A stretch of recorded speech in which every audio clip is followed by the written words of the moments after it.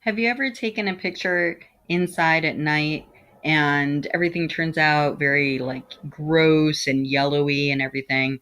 That is because of something called color temperature. So, all light, all light is actually the different wavelengths can be measured on the Kelvin scale. And so the lower the number, the more kind of reddish and yellow the light is, like from a candle or a fire or something like that.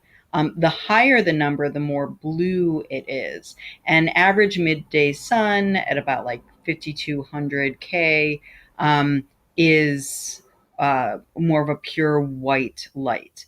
And your cameras are actually calibrated to daylight. Flash is also a very white, kind of pure light.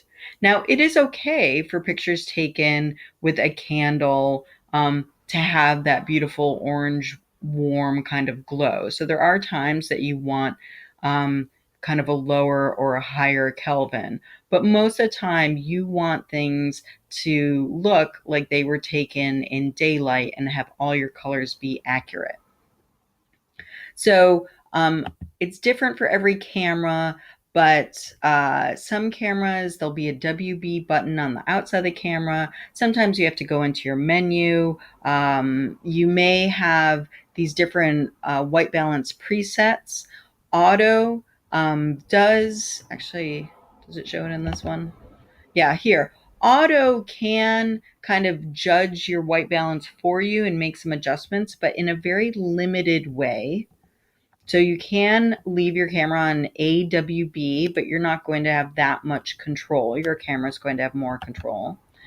You can actually choose, there might be little icons that have to do with if you have fluorescent light as your source, or incandescent, or tungsten light.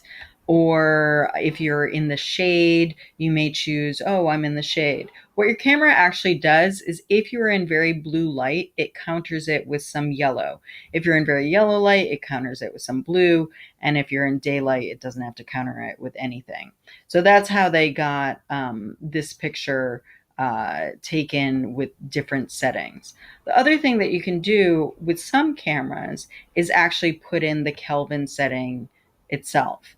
I wish I could tell you exactly on your camera where it is, but uh, you should be able to actually choose in the if you're on the advanced settings for the app that we're using in class, the Camera Plus 2, you should be able to change your white balance settings, or on your camera, you should have a button.